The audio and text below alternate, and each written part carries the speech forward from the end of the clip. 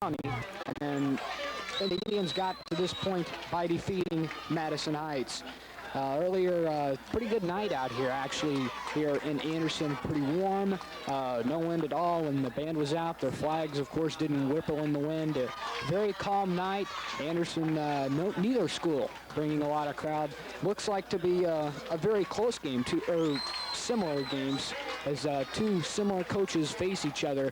Both Coach P.T. Morgan of Anderson and Coach Jim Belton of Carmel both really like to use the run, and they think that is where the game is won.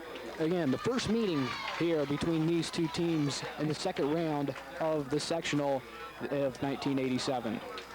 Should be a great matchup of two strong ball clubs. Carmel Greyhounds coming off a big victory against Jay County in the first matchup, and Anderson coming in after a good victory. So it should be a good game, both with similar styles of play, both going to go to the run quite a bit. The Anderson quarterback in Eric Corder is a small quarterback, so he cannot see over the line of scrimmage, so they'll be looking for the run most of the ball game. Our field in very good shape this evening, very well taken care of, very well lighted. The only thing we're missing at this point of October, the day before Halloween, you kind of think it's going to be not quite as good a weather, but we are having great unclimate-like, unseasonable weather here in Anderson, Indiana. It is very warm out. The introductions being made. The starting intros, they've had the national anthem just minutes away, or just seconds away from kickoff time, where the Greyhounds are looking to go into the next round of sectional. The winner of this game will play the winner of Penn and Fort Wayne Northrop. If Carmel does, or excuse me, between Kokomo and Marion, if Carmel wins, they will be the visitor against Kokomo or Marion, regardless of where that is played. Marion ranked number 7. Taking a look at some other games from this sectional. At the top of the bracket, it's Penn and Fort Wayne Northrop. The winner of that will play the winner of Fort Wayne Snyder and Elkhart Central. Penn, of course, ranked number 1, and Elkhart Central ranked number 10. And then Kokomo and Marion, as we mentioned, will play the winner of this game. Marion going into the game ranked 7th in the state. So really a very good bracket for football here in Indiana.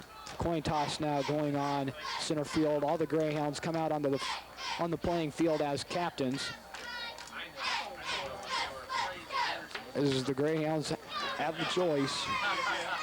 As we still wait, they're still talking over, I believe, the Greyhounds defer it to Anderson. Carmel will receive to start off the ball game. It's pretty interesting. I talked to Coach Belton about that during Sports Edge and how he likes to do things. He said it really depends on the team, the style of game they want and what they're going for. Anderson comes into the ball game very fired up, really excited to play Carmel. They haven't played them before. It's, as Coach Belton has said, maybe the year to catch a wounded Greyhound. And so Anderson does have a lot of enthusiasm. I believe the way Coach Belton put it, you know, if you come out against a team like that that's playing with a lot of enthusiasm, you beat them right at the beginning, and that'll knock some of that down for the team and make the rest of the game go a lot easier. So Klosser for the Anderson Indians will be set to kick off the ball from the 40-yard line. The Anderson Indians dressed in their fully red uniforms with green numbers, and the Carmel Greyhounds in their white shirts, yellow pants, and blue numbers, set to begin this ball game. Klosser will be kicking off from his 40-yard line. Back deep for the Greyhounds are Herman and Harrington, back on their own 5-yard line. The upmen for the Greyhounds are Moore and Gunderson. Klosser setting back on his 30-yard line for a 10-yard run-up, as we're about ready to get football action underway here from Denny Field in Anderson. Klosser now set to go. Straight on kicker. A low kick that will be fielded by Harrington at the 15-yard line. He's up to the 20, over to the 25, and dropped to the 31-yard line of the Carmel Greyhounds. Herman and Harrington getting mixed up on the reception of that kickoff. Taking a look at some quick area games going on. Lafayette Harrison, who's ranked 5th in 4A, will host number 4 ranked Noblesville. Lebanon, who's ranked number 1, will host Zionsville, and Tri-Central will host Sheridan. So taking a look at some of the other Hamilton County ball games going on this evening. King brings him to the line of scrimmage. The split formation behind Paget. Now moving to the I formation. Sharp and Cole are his running back. 2 men out wide, left and right. Handoff to Sharp, right up the middle, breaking some tackles over to the 35, dragged down at the 36-yard line. Big tackle put on that time. So the Greyhounds start the game off going to Mike Sharp. Mike did not have a lot of carries as opposed to Toby Cole last week. Mike Sharp carried the ball only 10 times. Toby carried it at 21 trips. Cole last week had 182 yards. Sharp with a good 51-yard effort behind Toby Cole. The Hounds bring it to the line once again. A lot of movement in the backfield. I formation behind Paget. Sharp and Kohler's running backs. Sharp gets the handoff right around the left side over to the 40-yard line for a good pickup on the play. So Sharp moving it close to first down yardage. It appears that there might be a Greyhound down. No, they pick him back up. That was Sharp. He's okay. That's going to bring up now third down and exactly a yard. So a good 4-yard pickup by the senior tailback, who's had some back problems throughout the season, has finally shaken those off and has really come back to put together a good full game for the Greyhounds. So the third down attempt for the Greyhounds. The full house formation, Moore, Cole, and Sharp are the running backs. 2 tight ends in the ball game. Handoff to Cole, right up the middle. That's plenty for the first down over the 45, dragging tacklers with him up to midfield and into Anderson territory. Toby getting some good blocking all year long. That time, Greg Bowen doing an exceptional job for the senior fullback. So the Greyhounds pick up the first down. As Toby Cole on the play picked up about 12 yards for the Greyhounds. And so that will bring up first and 10. First and 10 for the Greyhounds. Pro set behind Paget. Handoff to Cole right up the middle over the 45-yard line, close to the 40, down around the 41-yard line. So Toby Cole once again consistent for the Carmel Greyhounds, and that's one thing that coaches look for more than anything, and that is consistency.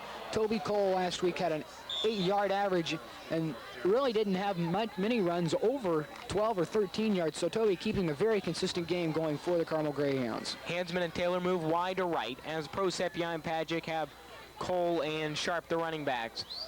Ritz is the lone tight end. Paget drops back to pass, looking down the right side, complete to Hansman. He's at the 30, 25, breaking tackles to the 20, dropped inside the 20 around the 17-yard line. So speedy Jason Hansman, the speedy junior wideout for the Carmel Greyhounds, picking up a good portion of yardage on that one, looking to be about a 19-yard reception for Jason Hansman, the junior wide receiver for the Carmel Greyhounds. So it'll be first and 10 for the Greyhounds inside the 20-yard line around the 19-yard line of the Anderson Indians. Paget brings it to the line of scrimmage. Pro set behind him with Cole and Sharp, 2 men out wide to the left. Paget barks out the signals left and right. He drops back to pass, rolling to his left, looking to the end zone. It is there. It is incomplete. Pass was intended for Harrington. No, it is a complete pass, rather. Harrington scooped it up for the good reception inside the 10-yard line.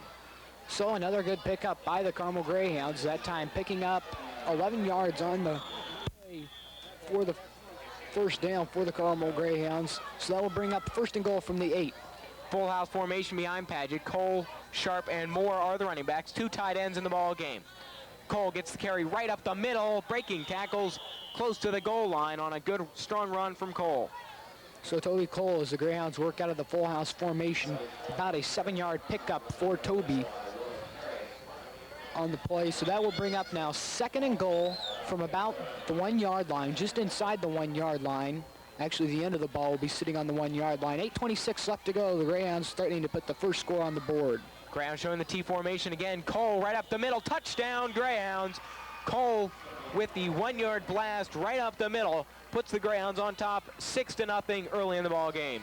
So the Greyhounds waste no time moving the ball 69 yards in the first 8 plays of the ball game. So the Greyhounds again waste no time, as now will come Mark Lavatt set to try the Greyhounds' first extra point attempt. Mark Lavatt will set for the extra point. Gunderson to hold. The snap is good, kick is up and good So Lovat converts once again, and the score is 7-0 in favor of our Carmel Greyhounds. 8 minutes and 19 seconds left to go in the first quarter. Mark Lovat, of course, coming into the game 31 for 33 in the field, or rather in the extra point kicking. That moves his total up now 32 out of 33. And I believe he's had over 20 straight field goals, so, or rather extra point attempts good. So Mark Lovat, a very good kicker for the Carmel Greyhounds. So the Greyhounds taking in the lead early in the ball game. Lovat set to kick off from his 40-yard line. And Kaufman, the junior linebacker, set to set the kicking team.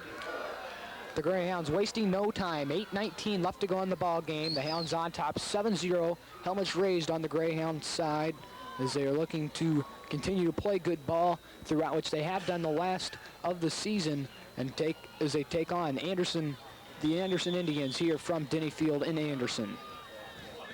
Lovat gets a low line drive kick, will be fielded by one of the out men at the 10. He brings it to the 15, the 20, running laterally now to the 25, breaking tackles up to the 30-yard line. That is Johnson, brings it up to the 30-yard line of the Carmel Greyhounds. Good return by Willie Johnson on the play as he moves the ball back to his own 30-yard line where they will take over. It will be 1st and 10, actually going from about the 31-yard line as where they will start off their drive. The exact same place where the Greyhounds started their drive. There's an equipment timeout, I believe, on the football field for Anderson as they talk with the referees. 8:09 left to go in the first quarter of play. The Greyhounds leading it 7-0 here from Anderson High School's Denny Field. The field actually not part of the high school campus, but on another part of town. So Quarter lines up over scrimmage. They have the T formation, full house formation behind him. 2 tight ends in the ball game. Handoff to the first man through, breaking some tackles up to the 40. Good enough for the first down. That was Johnson. Once again, good enough for the first down for about 12 yards. So Willie Johnson picking up the first. That's going to be very close to the first down now. They're marking it. First they mark it short. Now I believe they're going to bring the chains out. So it is going to be really close to see if it is going to be a first down or not for Anderson. It appears as if Horton is coming out limping a little bit, and it is a first down for the Anderson Indians. So Anderson gets their first down of the ball game. Horton, their leading rusher for Anderson this season, has played some real good ball for them. So the full house formation behind Quarter. In there instead of Horton. In the run right up the middle, stopped at the line of scrimmage. Johnson getting the call once again. In there replacing Horton in the full house formation was Fuller.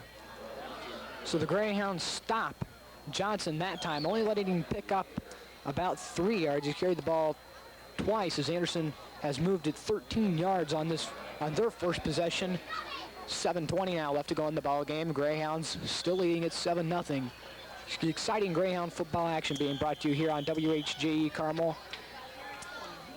And the referee's once again going to talk to Anderson, stopping the clock just to talk to Anderson, and then starting it back up. It looked like it might be an equipment timeout, but really nothing was ever done. So Quarter over center. Johnson, Cameron, and Fuller are the running backs. Handoff around the left side to Fuller. He's up to the 45, close to midfield, knocked out of bounds at the 48-yard line. So Keith Fuller, a senior for Anderson, picking up a good pickup, another 3-yard pickup for Anderson. That's the first time anybody besides Johnson has carried the ball for Anderson. That will bring up now 3rd down and 3, just short of the midfield mark. 3rd and 3 for the Anderson Indians. Johnson, Cameron, and Fuller are the running backs behind him. 1 man out, split wide to the left. Handoff to the first man through, right up the middle, breaking tackles inside ground territory. That is Johnson once again, good enough for the first down. Johnson with a good 5-yard blast right up the middle, showing some extra effort for Anderson Highland as he picks up the first down and then some. 18 yards for the senior fullback. Pretty good sized kid in this Willie Johnson for Anderson Highland. Or excuse me, just the Anderson Indians. First and 10 for the Indians. Quarter over center, 3 men in the backfield once again. They are Cameron, Johnson, and Fuller. Handoff to the first man through. That is Malcolm Burgess, rather, getting the call right up the middle. One of the flanker backs on the team, picking up 5 yards. Burgess getting his first pickup of the evening. Still Anderson Highland yet to pass the ball, yet to attempt to make a pass. They've done just fine, though, keeping the ball on the ground. They've moved it so far 26 yards in 5 plays, and they really seem to be putting together solid running drives, though I could see Anderson maybe do a pass here pretty soon. Horton back in the ball game along with Cameron and Johnson. 1 man out wide to the left. Handoff goes to Horton right up the middle, breaking some tackles, drops short of first down. So this year's leading rusher gets his first carry of the ball game, that time picking up a 3-yard gain. Again, Anderson's best rusher, or at least had the more yards than anyone else on this Anderson team, as he picks up 3 yards on the play, bringing up now 3rd down and 2 from the Greyhound 36-yard line. Burgess, Horton, and Johnson are in the ball game. 2 tight ends. They're lined up in the T formation. Handoff to Horton around the left side, rather Burgess around the left side, breaking tackles. That's good enough for the first down. Inside the 30-yard line, around the 26-yard line, he was pushed out of bounds. So a strong 9-yard pickup for Burgess as he moves the ball past the first down. Now Anderson Highland starting to threaten. You might see the Greyhounds try to tighten things up a little bit. That time they almost got the running back in the backfield. He just slipped out of his hands, maybe greased with a little bit of butter before the ball game, but he did just slip out of the reach of Josh Malinchuk to pick up that 9-yard gain. Quarter over center, Fuller, Johnson, and Horton are the running backs. 2 tight ends in the ball game. Handoff to the first man through. That's Johnson breaking some tackles once again inside to the 23-yard line of the Carmel Greyhounds. Anderson is really fired up. That really does show that Anderson is ready to come out and play, because if they can continue to put together good drives like they are so far in the ball game, they've had 3 3-yard carries, and then they've had about 3 5-yard carries, and they've broken open for 10 twice. So they are moving the ball really well, but yet they still haven't passed the ball. Anderson, a very good rushing team, and that is their forte. So the full house formation once again behind quarter. Horton gets the call around the right side, breaking. He has plenty of room around the right side, and it is touchdown Anderson Indians. A huge 24-yard run from Horton around the right side. Just completely outran the entire Carmel defense around the right side. He had plenty of real estate in front of him, going in for the 6 points. So Anderson Highland moves the ball in just 10 plays. They move it 68 yards for the touchdown. And the touchdown run, again, capped off a 24-yarder touchdown run by the sophomore, Jamie Horton, the leading rusher for Anderson Highland. So set for the extra point, and it is blocked by the Carmel Greyhounds. In there first was Trent Decatur, getting in the big block on the attempted point after by Chad Closser. That's Decatur's 2nd block on extra points, plus he's blocked a field goal in this season. So Decatur, very good defensive linebacker for the Carmel Greyhounds. And now the Greyhounds really need to put together something big on offense. We see Anderson using the crowd to their effect. Not a big crowd here in Anderson High School, but there is not. That the crowd might not be much of a factor, because it seems that Carmel has as much, but Carmel's fans are very silent. And on that football field, when one team really gets a lot of momentum, that can be all. The Greyhounds need to put together a big one. As we see right now, going in to kick is Chad Closser, who just got that extra point blocked. So maybe trying to put together a bigger and better kick than that one. Back deep to receive for the Greyhounds is Harrington and Herman. You know, an interesting thing, Cap, they both started from their own 31-yard lines on that on their first possessions and scored. So both teams, as we mentioned, very equal in offense, two very good rushing teams, and both coaches say that is their philosophy. A good rush wins the ball game. Closser gets a low kickoff, fielded by Gunderson at his 15-yard line, brings it up to the 20, over to the 30, and dropped at the 31-yard line. There is a penalty flag on the play. Yellow flag thrown where it was thrown. That's usually an illegal block or clip. We're going to have to wait and see who the penalty was against. Refs not yet making a signal, still discussing things in their powwow. As Anderson Highland having a powwow, of course, the Indians down in their huddle. The penalty is a clip against the Greyhounds. Mark Elliott, the sophomore, I believe was where the Greyhound who did the clip down at about their own 35-yard line. So that means the Greyhounds are we're going to have to wait and see where Anderson decides to do. But that does hurt the Greyhounds' efforts regardless. 4:14 left to go. Our score 7-6. The Greyhounds on top of the Anderson Indians. Pretty interesting. Anderson doesn't have a very large team number-wise. As you look at the roster from the whole year, it really hasn't changed much from what they're using right now. We see, as a matter of fact, different jerseys out there because you're not allowed to have the same jersey as other players, so they use white numbers on some and some have green numbers. After the penalty, the Greyhounds moves the ball back to the 19-yard line where it will be 1st and 10. 1st and 10 for the Carmel Greyhounds. Pro set behind Paget, Sharp, and Cole are the running backs. 2 men out wide to the left. Paget barks out the signals left and right. Quick count. Handoff to Cole right up the middle, jumping over tacklers and finally upended around the 26-yard line. So Toby Cole doing everything that he can in order to break open for that 7-yard run for the Greyhounds. I think we're going to still see the Greyhounds continue to establish a very strong running game, but I do think that there will be some passing. The passing has really been how the Greyhounds have broken open a lot of big plays, especially the latter part of the season.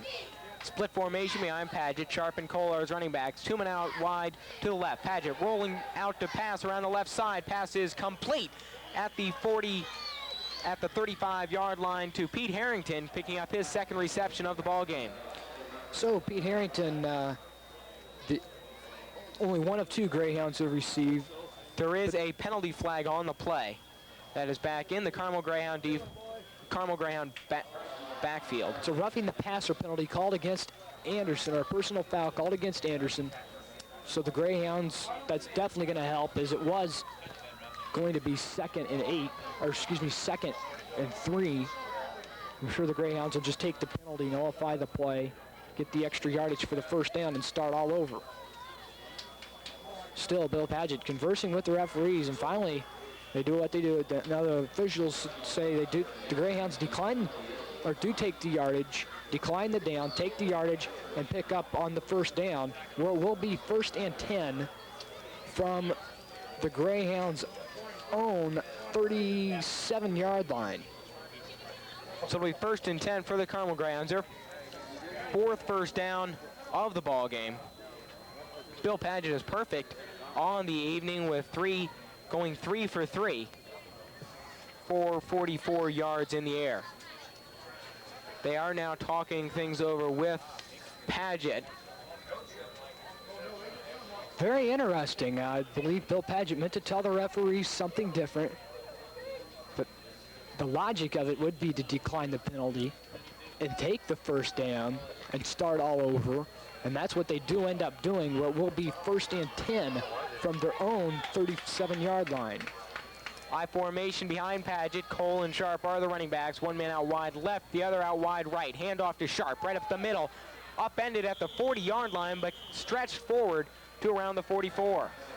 So another good pickup by Mike Sharp. Good to see him back and running strong for the Carmel Greyhounds. It's been a while since we've seen a big performance from him. That time a 7-yard pickup for the senior tailback. He's a very solid tailback as tailbacks go, very big. Paget over center, I formation. Cole and Sharp are his running backs once again. Paget barking out the signals. And now there is another official timeout here on the field. Is Greg Bowen now going to the sidelines for the Greyhounds. Removes his helmet. In checks Rick Atkins. Usually a nose guard. Or no, that's Henderson, I believe, for the Greyhounds, who checks into the ball game. Yeah, Ken Henderson checking in the ball game for the Greyhounds as Bowen goes out. We'll have to wait and see if he will check back in. I formation behind Paget. Sharp and Cole are the running backs. 2 men out wide, left and right.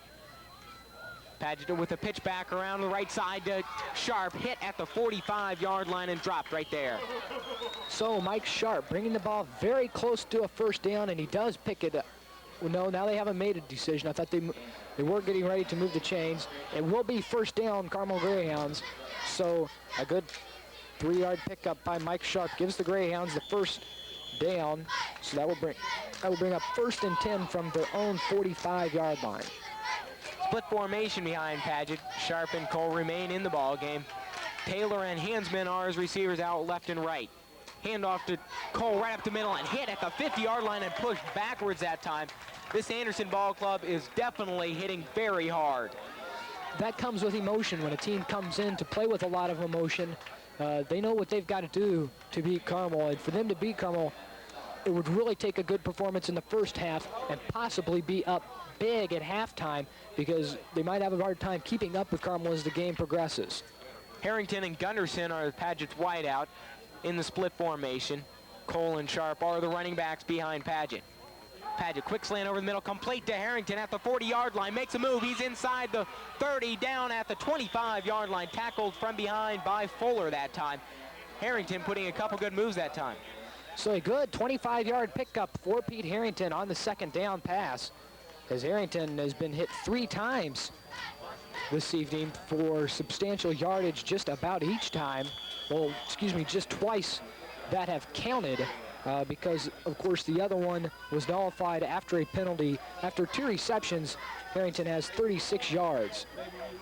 So the full house formation for the Greyhounds, 1st and 10. Cole, Sharp, and Moore are his running backs, 2 tight ends. Cole gets a hand up, rather play action pass, going to the end zone. It is complete for the touchdown in the end zone, fooling everybody. Ryan Herman, the junior second tight end, goes in for the touchdown. That a beautiful fake right up the middle, faking to Cole. Everyone thought it was going that way, and he hit Herman in the back of the end zone. That is Ryan Herman's first reception as a Greyhound this season. Ron Herman, the only other Greyhound, of course, or the other Herman to receive for the Greyhounds, but that is Ryan Herman's first reception, and the Greyhounds pop in for the big touchdown. The extra point attempt is up and good, so Lovat converts after that good reception, a 25-yard reception, and Paget now is 5 for 5 for 95 yards on the game. The Greyhounds move it 85 yards in just 6 plays, including that 15-yard penalty that really dug them out of the hole. And after the point after, 1:17 left to go in the first quarter, the Greyhounds on top, 14-6. And now they need to just tighten up the defense and realize that this Anderson team is for real. Don't let the game get out of control, because if we keep going back and forth, that's what is going to happen. And when that does happen, anything can happen for either team. So the Greyhounds really need to stop Anderson on this possession and try to keep them out of even getting good field position. 1:17 left to go in the first quarter. Carmel Greyhounds on top, 14-6, and a very good ball game. Kaufman sets the kicking team for the Greyhounds. Lovat set to kick off. Lovat, the soccer-style kicker, gets in one. This another low kick will be fielded by one of the upmen around the 20-yard line, bringing it across the field and moving nowhere upfield. Now finally dropped down at the 25-yard line. He ran laterally across the field and finally turned it up as he was hit. 1:11 left to go now in the ball game. It will be 1st and 10. The Greyhound, Anderson will start from their own 25-yard line, where they have just a full quarter. Jason Hurt now checking back into the ballgame for Anderson.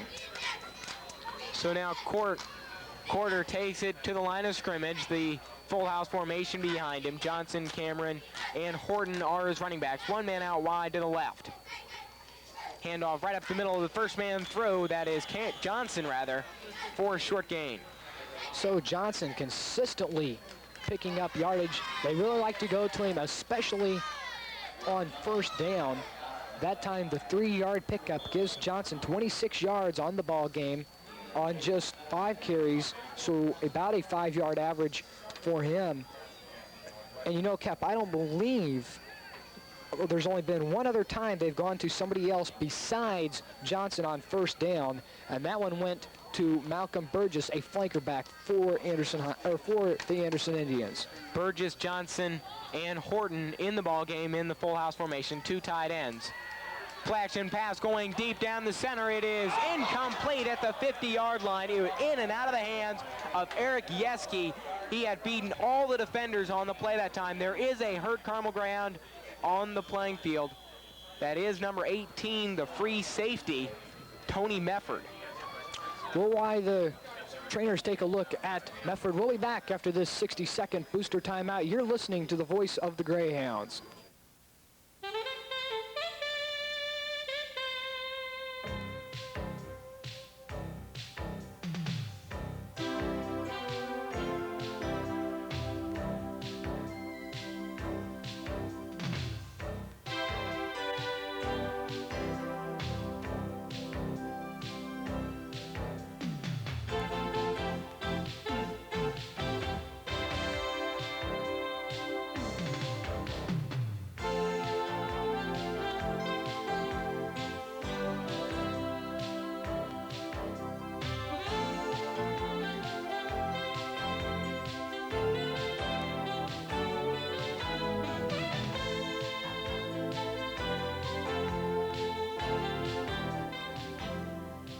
Step Ahead Banking, a package of financial services and sound advice, only at Indiana National. Good evening, welcome back to Denny Field as Jeff Taylor and Bill Paget help Tony Mefford off the field for the Carmel Greyhounds. It appears to be a leg injury as he needs assistance in getting off the field. His left leg raised, not touching the floor, or not touching the ground. They bring in now Spidell. They will make a shift to safety and bring in Crosby for the cornerback. So the full house formation, handoff to the first man through. He's up to the 30-yard line on the play. Horton with a small gain on the play. So Horton picking up about just 2 yards on the play. And Horton, and that's the end of the first quarter now of play. So the Greyhounds, after 1 quarter of play, lead at 14-6. Also in the first quarter of the game, the Greyhounds, or the winner of this ball game, will play the winner of Kokomo and Marion. And in the first quarter, Kokomo on top, 7-0 over Marion. So I'm sure the Greyhounds are going to keep an eye on that to see who they possibly could play next week. Anderson now will bring up 4th down and about 5. Ron Herman back to receive for the Carmel Greyhounds. This is the first punt of the ball game, the first time that we've seen Anderson punt. Jason Hurt, the punter for the Anderson Indians, so we're going to see him do some punt action. So Hurt will be Boyd coming in rather, to do the punting action. You're listening to WHJE Carmel for all Carmel High School sporting activities. Boyd set to punt. Back deep for the Greyhounds is Herman on his 30-yard line. It's a good punt, hanging in the air, fielded by Herman at the 35. He's up to the 40, to the 45, and hit at the 47-yard line. Very hard and pushed back. This Anderson team is very pumped up here, hitting hard all over the field. So that will move the ball now for the Greyhounds as they will start over 1st and 10, just short of midfield. They start on their own 47-yard line. So Carmel finally stopping Anderson on a possession. Our score 14-6, 11:47 left to go in the first half. The Greyhounds leading it here from Denny Field. I formation behind Paget. Sharp and Cole are the running backs. Hinsman and Taylor out wide to the left. Sharp gets the call right up the middle. He's over midfield inside Anderson territory around the 48-yard line. So another good run by Mike Sharp for the Greyhounds. Is still kind of a mix-up down there where the tackle was made. Sharp picking up just under 3 yards on the play. So Sharp, who has run very well this evening after that 3-yard gain, has had 22 yards in the ball game off 5 carries. So about a 4-yard average for the senior tailback. So for the Greyhounds, 2nd down, 7 yards to go. 2 men out wide left. Split formation behind Paget. Cole gets the car right up the middle, dragging tacklers with him once again up to the 45-yard line. So Toby Cole, I believe that's going to be short of a first down, unless his forward motion took him over. But we have a yellow flag down on the field for, that is thrown right where the ball is at for, so we're going to have to wait and see what the penalty is going to be. There is a penalty flag down. That will be a face mask call against the Indians on the tackle of Cole. So that will give the Greyhounds some more yards and most likely the first down on the play. So the face masking penalty is a 15-yarder from where the flag was thrown. So the penalty does not nullify Toby Cole's run, for those of you keeping score at home. Toby Cole already with 41 yards on the ball game, coming after a big week last week, gaining well over 150.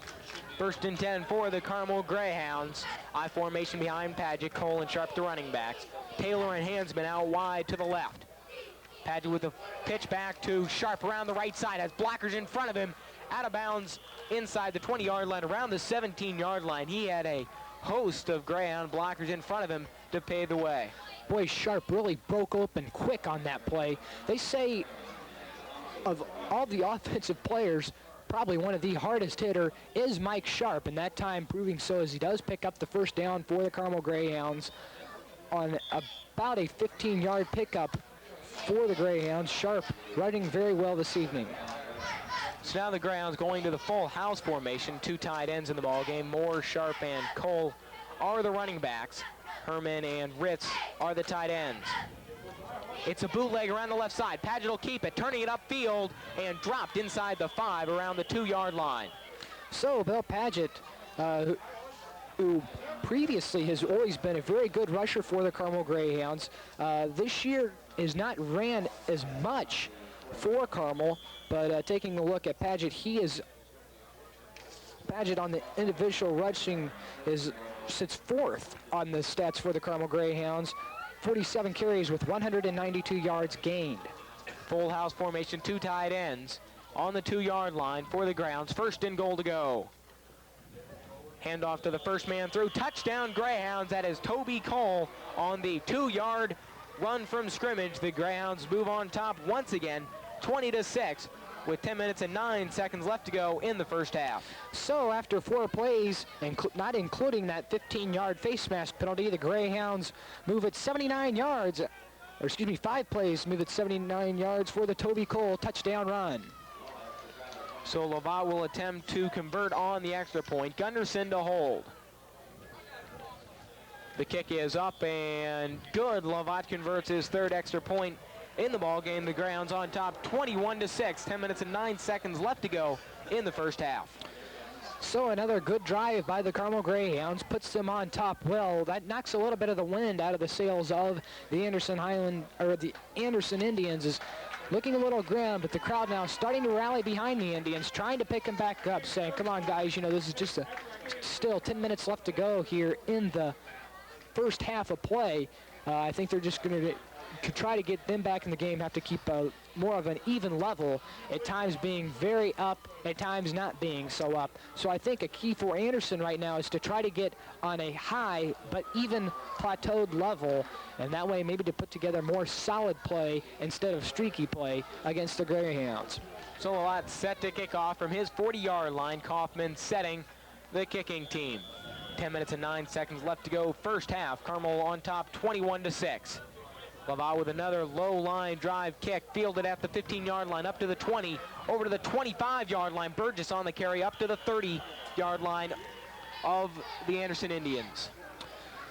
So Anderson once again getting halfway decent field position after the kick.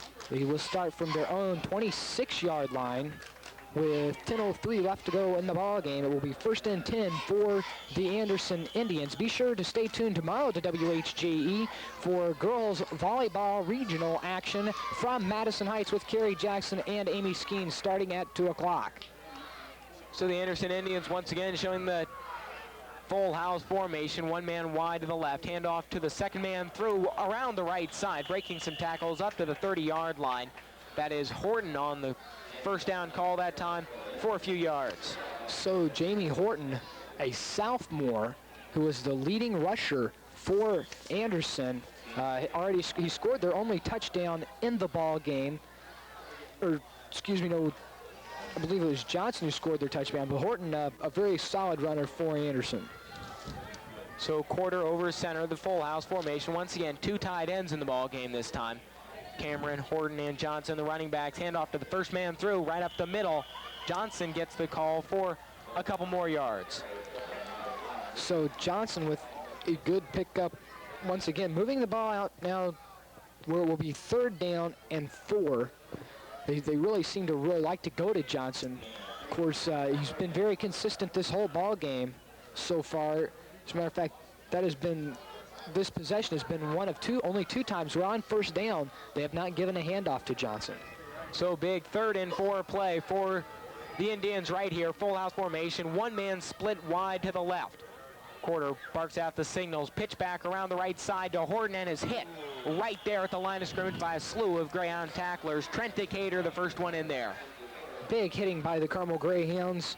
You might have heard the crowd gasp in your radios at home as the Greyhounds put together a big, strong hit as they stop Anderson, and that brings up the punt. Ron Herman now standing at his own 30-yard line. Herman has had a little problem lately returning punts for the Greyhounds, looking to just get his feet under him and make a better return. Boyd set to get the punt off, a high snap, but he controls it. Herman coming under it. It drops in front of him, and he will just let it bounce and let it be downed by the Indians. They do down it at the 41-yard line. So a chancy play that time from the Greyhounds. They were letting it bounce around near their feet. Fortunately, it did not touch any of the Greyhounds. So it stands at the 41-yard line where the Greyhounds will take over at 1st and 10. 7:48 left to go in the ball game. The Greyhounds on top of the Anderson Indians, 21-6 here in the 2nd round of the 1987 Class 5A football sectional. Padgett over center, split formation behind him. Sharp and Cole are the running backs. Harrington and Gunderson are split wide to the left. Padgett drops back to pass after the fake handoff, looking deep down the right side of the field, looking for Ritz. It is incomplete at the 15-yard line. Ritz tried to bring it in one-handed, couldn't quite get the handle, and it'll be 2nd down and 10. So very, very close. Overthrew Ritz just a little, and you know, it really seems kept that at the beginning of the year, that was a problem that Bill Padgett had, either overthrowing or underthrowing. And he has not had that problem at all lately. Really been throwing very good and on the money. So far, Padgett in passing has completed 5 out of 7. So Taylor splits wide to the left. Hansman and Taylor are the receivers. Sharp and Cole, the running backs. Sharp gets the call right up the middle. He's over midfield, close to the 46-yard line. That'll be good enough for the 1st down. So a good 14-yard pickup for Mike Sharp. And the Greyhounds on the move now as they move it across midfield. And Sharp putting together one of his best games that we've seen so far on the year, already with 51 yards off just 7 carries. He's leading the Hounds in the rushing category this evening. Split formation behind Padgett, Cole, and Sharp are the running backs. 2 men out wide, left and right. Quick slant over the middle, complete to Gunderson at the 40-yard line. Struggling forward, he lunges to the 35-yard line. So Padgett continues his great stats here in the ball game, 6 of 7. Gunderson usually throws about 50%. Taking a look, exactly 49.1% on the year. He is 56 out of 114 passes. Usually throws pretty big, though. All the Greyhounds seem to throw pretty big. He has an 18.9-yard average. As junior Jay Samala has a 14-yard average. So the Greyhounds keep a good 18.5-yard average as the Greyhounds do pick up the 1st down. But Bill Padgett, again, likes to throw the ball pretty long and does throw it very consistent and has been throwing it at a 50% mark. But tonight, very consistent in the quarterbacking arm of Bill Padgett. 1st and 10 for the Greyhounds at the 36-yard line. 2 men out wide to the right. Cole and Sharp are Padgett's running backs in the pro set. Padgett drops back to pass, caught behind the line of scrimmage, fumble on the play, a scramble for the ball. There is a scramble for the football. Padgett caught behind the line of scrimmage before he knew what hit him. The ball popped loose. There's a scramble for the football. No indication yet. They say that Paget was down before he lost the ball. A lot of upset fans here in Anderson. Refereeing saying that Paget was down on the ground before football. So the Greyhounds get a bad break as Bill Paget getting sacked for 10 yards.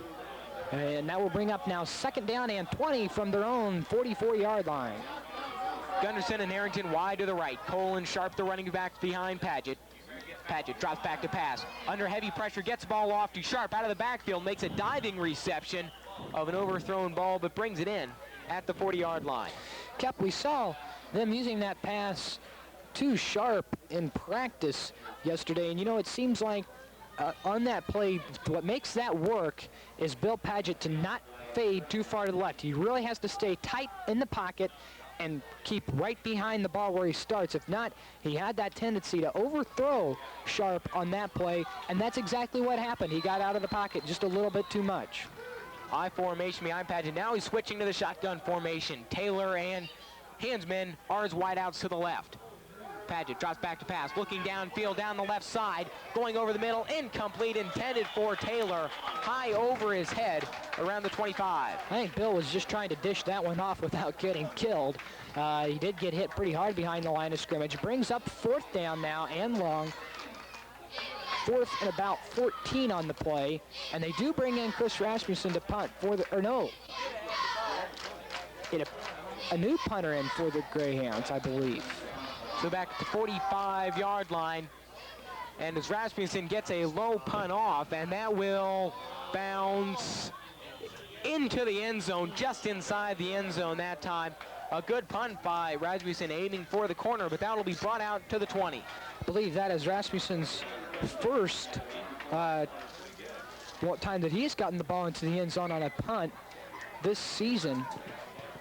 So I believe that is the first touchback that Rasmussen has gotten. That will bring up, of course, 1st and 10 from the 20-yard line for Anderson after stopping the Greyhounds on a big 1st down play for a big sack of 10 yards, and then that time causing the Greyhounds for an incomplete pass, which brought up the 4th down punt. 2 tight ends in the full house formation behind quarter. Hand off to the first man through. That is Johnson, dropped after a few yards on the play. 5:33 left to go in the first quarter, in the first half of action. Carmel Greyhounds on top, 21-6. So Anderson, excuse me, has really put together solid runs so far in the ball game. They have not completed a pass. They have attempted one, but they have not completed any passes so far in the ball game. So it'll be 2nd down and about 6 yards for the 1st down. Full house formation behind quarter. Quarter hands it off to the first man through and stopped at the line of scrimmage for no gain, possibly a loss of a yard. Horton was the ball carrier on the play. So after the 4-yard pickup, they pick up none. And Horton off of just 4 carries with 50 yards so far in this first half. Of course, breaking open for the big 24-yard touchdown run earlier is that was their first touchdown and only touchdown of the ball game. So Quarter brings them to the line of scrimmage behind Gilmore, the center. Full house formation behind Quarter. 3rd down and 6 yards to go. Quarter on the pitch back to Horton around the right side. Drop there for no gain at all. There is a penalty flag on the play. So Horton with 2 straight calls back to back. A big penalty, big hit by the Greyhounds as that penalty, I believe, is going to go against Anderson. A face masking call against Anderson. And you know, Cap, that just really, what that does is maybe it could show that the Greyhounds are using too much emotion. Of course, the Greyhounds declining the penalty to bring up 4th down. So I'm sure we're going to see Anderson bring in the punting crew for the 4th down punt. It will be 4th and 5 from their own 25-yard line. I don't think we'll be seeing any fakes, being down 21-6 with 4:24 left to go in the ball game. So Herman back on his 40-yard line, set to return the punt, Anderson's 3rd punt of the ball game. Boyd gets off another good punt. Herman retreating back to his 37-yard line. Now moving to the right, he's up to the 45. the 50, the 45, and into Anderson territory. Penalty flag on the play. He got all the way down to the 30-yard line. Herman showing just absolutely outstanding speed. Well, if that stands as it does right now, that, I believe, will be Ron Herman's biggest punt return. Herman has returned the ball 11 times for 107 yards, about a 9.7 average. An off-the-ball penalty, I believe, will go against the Greyhounds. As the referee still converse to see what it will be. I believe there's another flag thrown across the field besides the one that's thrown right in the middle of the field. Right now, though, they're going to mark the ball back starting from the Anderson Highland 40-yard line, as the penalty will be a 15-yarder against the Greyhounds. So that moves it back to the 45-yard line after a very good return. So the ground will start off after the clip from the point of the infraction, so it'll bring him back to the 45-yard line. The Carmel Greyhounds set to go. 1st and 10 from the 45-yard line. 4 minutes and 7 seconds left to go first half. Gunderson and Harrington split wide to the left. Behind Paget in the pro set is Sharp and Cole. Paget barks out the signals left and right. He drops back to pass, looking down the left side, going deep. And it is intercepted by Anderson Highland at the 25. He brings it up to the 40. The 45 drops from behind there. Harrington and Gunderson in on the tackle. The interception that time was by Keith Fuller, number 44, the cornerback for the Anderson Indians. That is Bill Paget's 5th interception of the season. Bill hasn't had one in a while. What that does, Cap, that really hurts your team, because that brings the defense back out on the field after they put together a good drive, worked hard, and stopped Anderson. But now Anderson will take over after a penalty, another penalty, this one being assessed a clipping against Anderson. So that is going to move it back another 15 yards down to the 30-yard line. So after 2 clippings, a face mask, after 2 clippings and interception, Anderson Highland gets the ball back over on their own 30-yard line. So it'll be 1st and 10 for the Anderson Indians from their 30-yard line. Carmel Greyhound defense is going to have to dig in once again here. 3:48 left to go in the first half. 21-6 in favor of our Carmel Greyhounds. Quarter sets up over center. The full house formation. Fuller, Horton, and Johnson are his running backs. 2 tight ends in the ball game. Johnson gets the call right up the middle. Dropped at around the 35-yard line rather after the short gain. So once again, Johnson on the first down run, picking up 3 yards on the play for the Indians. Johnson with 38 yards on the ball game after just 8 carries. So, but a very consistent runner, picking up the average of about 4 every time. He's not flashy, not going to break open a lot of big gains, but he does pick up those 4 yards when you need them. So quarter over center. Full house formation behind him. Handoff to the second man through. That is Burgess, and he scrambles forward to get about 1 on the play. Kennedy hit him, rather Malinchuk hit him behind the line of scrimmage, but he was able to lunge forward for about 1 yard. So Burgess with his 3rd carry of the ball game. That will bring up now 3rd down and still 7 to go for Anderson. Is back in the huddle, or shall we say powwow, of the Indians as they set now on this 3rd and 7. Maybe we'll see Anderson try to go upstairs for their second pass of the evening. So Gilmore, the center, leads him to the line of scrimmage. Quarter over him. The I formation now behind him. 2 men out wide, left and right. Quarter drops back to pass, looking downfield, gets the pass off, incomplete. Hit Chad Berryman, the tight end, right in the numbers, but he dropped the ball, so it'll be 4th down and 7 yards for the first down. So Anderson has not been able to take advantage of the big things that have happened. They stop the Greyhounds, they get an interception, and then that time you hit the tight end Berryman right in the hands, and he drops it. He might have had enough to pick up where Anderson might have gone for it, but they have just not been able to take advantage of the situation, because they have had a few times when they have had some good prospects. Boyd gets a punt off. That will be fielded by Herman at the 35-yard line. Bringing up field, he's at the 40. down to the 45-yard line, cutting back and forth, dropped at the 46. So Herman with another about a 9-yard return, which is pretty much his season average. Now 2 minutes to go in the first half, so a 2-minute drill for the Carmel Greyhound offense. That last time throwing for an interception. Tell you, Bill Padgett is not getting a lot of protection in the ball game. He's not had a whole lot of time in the back. If the Greyhounds cannot stop Anderson off the front line, we could see a lot of screen dump passes right in the middle, probably to Cole and Sharp. So the pro set behind Padgett, Sharp and Cole are the running backs. Hansman split wide left and Taylor out wide right. Quick slant over the middle, complete to Hansman inside Indian territory at the 46-yard line. So another quick slant in pass to Hansman, that time picking up 8 yards on the play. Hansman so far in the ball game off of 2 receptions has 31 yards. So Jason Hansman with a very strong turnout tonight. So the pro set once again behind Padgett. Cole and Sharp are the running backs. Taylor and Gunderson are his wideouts. Padgett dropping back to pass. He is hit, fumble on the play, and it appears as if it's recovered by one of the Greyhound linemen. As a matter of fact, the Greyhounds picked up about 3 yards on the play as Toby Cole picked up the fumble. And I tell you, that time it was Eric Yeske, a split in and free safety, as the Greyhounds take a timeout, which gives us time to take this 60-second booster timeout. You're listening to the voice of the Greyhounds. When you go, when you want more, you eat pizza for. Delicious toppings, incredible crust. Make no mistake, there's just one place, that's us. Good to the very edge. Pizza King Pizza, Pizza King Pizza. Make it good to the very edge.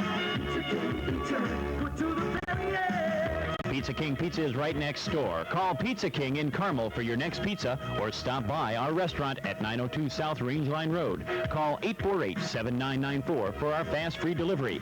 Pizza King is open at 11 a.m. Monday through Friday for your lunchtime orders. That makes us good to the very end. Pizza King Pizza, Pizza King Pizza. We make it good to the very end.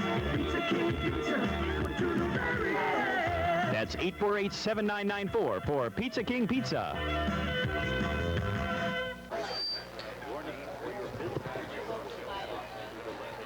Welcome back to Anderson High School. Yancey Deering along with Kep Carmichael bringing you all of the Greyhound action here on WHJE Carmel. The Greyhounds taking a timeout there as it will be 3rd down and 1. The Greyhounds will probably they don't show the full house formation. Kind of interesting. Usually in this situation they will, but they opt not to. Harrington and Hansman are their wideouts left and right. Pro set behind Padgett, Cole and Sharp are his running backs. Handoff right up the middle to Cole. He has good enough yardage for the first down. Down to the 30, knocked out of bounds at about the 31-yard line. A great play that time. Run around the right side from Cole.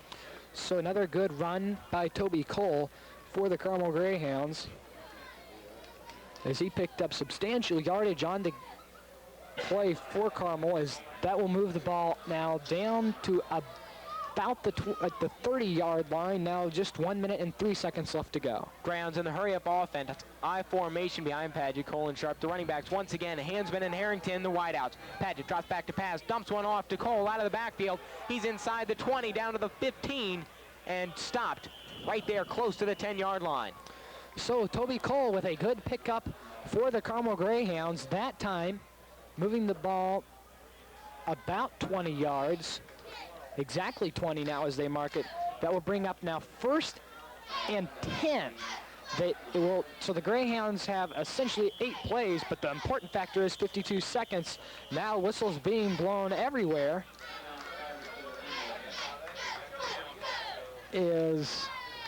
I believe Anderson took a timeout. We'll keep it here during the timeout. Anderson taking a timeout because they need to stop Carmel, because I don't think Carmel is going to sit on the ball in this situation, being 1st and 10 from about the 11-yard line.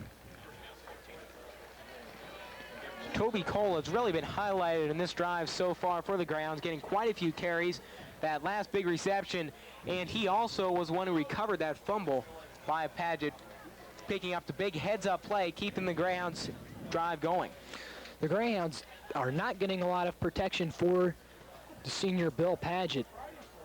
And I believe that we're going to see, that's one of the things that the coaches will work on at halftime, is that interesting, Kep, we see one of the Anderson Highland players is down on his knees. He's not hurt, or does not appear to be, just laying down on his knees with his head between his knees, looking kind of tired out there on the football field. But after saying his prayer, he gets up, and that will bring up now 1st and 10 from about the 11-yard line. Actually, the nose of the ball comes to about the 10-yard right hash mark. And the Greyhounds now with 51 seconds to poke it into the end zone.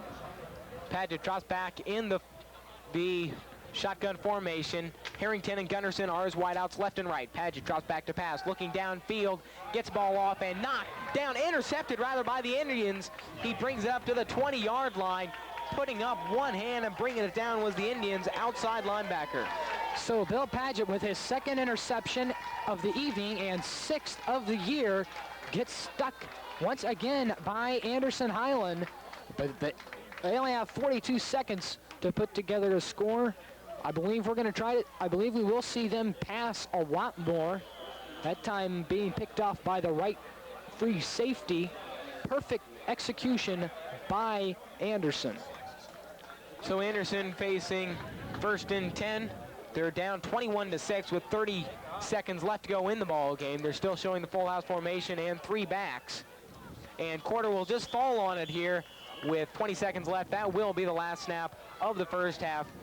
The Anderson Indians realizing they do have they will receive in the second half, so they will just try to hold on to the ball here, regroup at halftime, and come out ready to go for second half action. Now 4 seconds left, and that will be the first half. The Greyhounds, after one half, are on top, 21-6. But I tell you, Kep, the ball game has been a lot closer. We'll be back to listen to an interview that we were going to play last week, but we didn't get around to it. We thought we'd rather bring you the band, but this interview will be with Mr. Saucedo, the band director, taped before they went to the state competition. So maybe you'll get a chance to see how the Greyhounds were feeling before they went to the state competition. But we'll be back with that interview and halftime festivities after this 60-second booster timeout. You're listening to the voice of the Greyhounds.